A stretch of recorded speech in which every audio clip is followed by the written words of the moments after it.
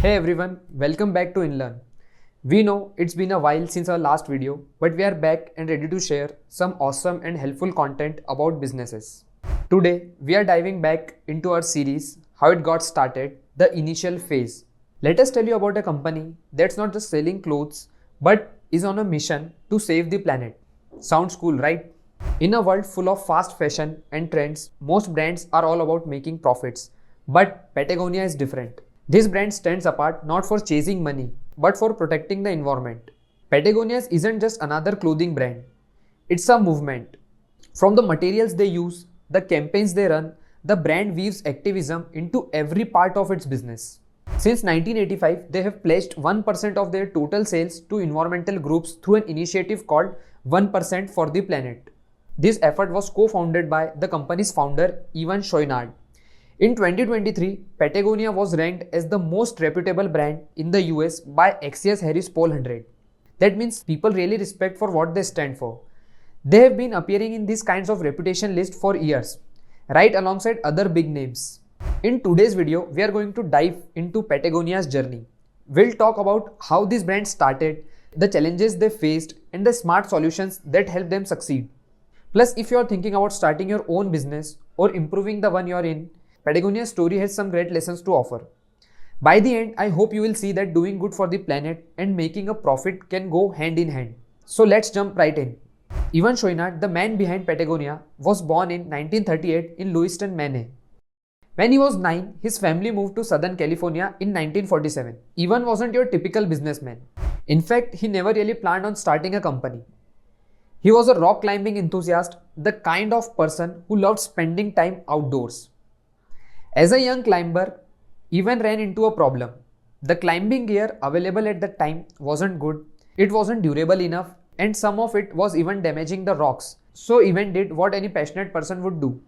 He taught himself blacksmithing and started making his own climbing tools. By 1957, he was crafting hand-forged steel pitons, and that marked the beginning of his first venture, Chouinard Equipment Limited. But there was a catch. Those steel pitons, while effective, were causing damage to the rock that climbers loved so much. This didn't sit well with Ivan. He wanted to climb, but he didn't want to harm the environment. So he started working on a better solution. In the late 1960s, he introduced aluminium chalk stones, also known as hexentrix and stoppers. These could thrust into cracks without hammering, preserving the natural rock formations. This shift in gear led to a new climbing style called clean climbing, which became hugely popular and pushed the company forward. But Ivan didn't stop there. In 1970, during a climbing trip to Scotland, he noticed climbers wearing thick, durable rugby shirts. These shirts were perfect for the rugged climbing lifestyle. Ivan brought some back to the US and started selling them. People loved them, and this gave him an idea. Why not make outdoor clothing too? And so, Patagonia was born in 1973. The goal was simple, to create high-quality outdoor gear that could stand up to the severe conditions, just like the landscapes of the southern Andes and Patagonia. Now let's be real, no great business ever had a smooth ride to the top. Patagonia faced its fair share of challenges. One of the biggest bumps in the roads came in the early 1990s. An environmental audit of the company revealed something surprising. Even though they were using natural materials, the commercial cotton they relied on had a huge environmental impact. From pesticides to water use, cotton farming was far from eco-friendly. This was a wake-up call. Instead of brushing the problem aside, Ivan made a bold decision. By 1996, Patagonia had fully transitioned to using only organic cotton. This was a big shift, and it wasn't easy. Sourcing organic cotton was more expensive and harder to get at the time. But this company stuck to its values. In the end, this decision of using organic cotton made their brand more strong. Customers respected Patagonia even more for staying true to their mission. It showed that the company wasn't just talking about protecting the environment, they were actually doing it, even when it hurt their financials. Patagonia also faced challenges with overconsumption, a paradox for any company selling products. In 2011, they launched the now famous Don't Buy This Jacket campaign, urging customers to consider whether they truly needed new clothes. While it might seem counterintuitive, this campaign increased sales and deepened customer trust by highlighting Patagonia's dedication to reducing waste. In 2018, Ivan Chouinard received the Sierra Club's highest honor and John Moore Award, recognizing his dedication to environmental activism. This was another proud moment for Patagonia, reinforcing its reputation as a brand that leads by example. Patagonia isn't just about selling clothes, it's about protecting the planet. One of the most notable examples of this activism came in 2017 when the firm sued the US government to protect national parks. The Trump administration had reduced the size of national monuments in Utah by nearly 2 million acres. In response, Patagonia filed a lawsuit arguing that the reduction was illegal. This bold stance shows Patagonia's reputation as a company willing to go beyond words, actively fighting for environmental protection. Among other standout initiatives was the One Wear program, launched to encourage customers to repair their gear instead of buying new products. The brand believes that the best way to reduce waste is to keep clothes in use longer. Through One Wear, customers can send in their worn out gear for repair, trade in old clothes, or buy refurbished items at a discount.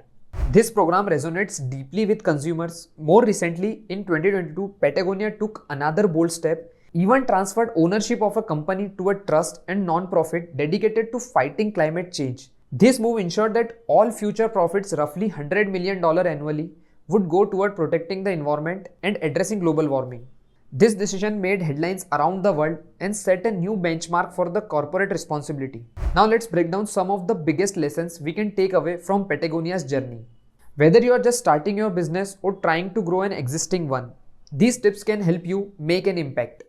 Patagonia stands for more than just making money. They stand for protecting the planet. When businesses stand for a greater purpose, it creates a deeper connection with consumers. People today want to support companies that care. If your business has a mission beyond profit, you will build a loyal customer base. Patagonia's actions reflect their words. They are not pretending to care about the environment. They really do. And that authenticity shines through. Customers today can spot greenwashing when companies pretend to be eco-friendly, but in reality, they are not. Be honest and transparent, and people will respect your brand. When Patagonia learned that the commercial cotton was harming the environment, they adapted. Even though switching to organic cotton was tough, they made the change. Businesses must be willing to adjust when new information comes to light, even if it means short-term losses. Patagonia sets high standards for the industry. They show that you can maintain quality, make profits, and still do right by the planet. When businesses lead by example, they inspire others to follow. Evan is often described as a reluctant businessman. Unlike many entrepreneurs driven by profit, Evan has said he never wanted to run a company. His passion for climbing and protecting the environment led him into business almost by accident. Even after building Patagonia into a global brand, Evan still prefers spending his time outdoors rather than in boardrooms.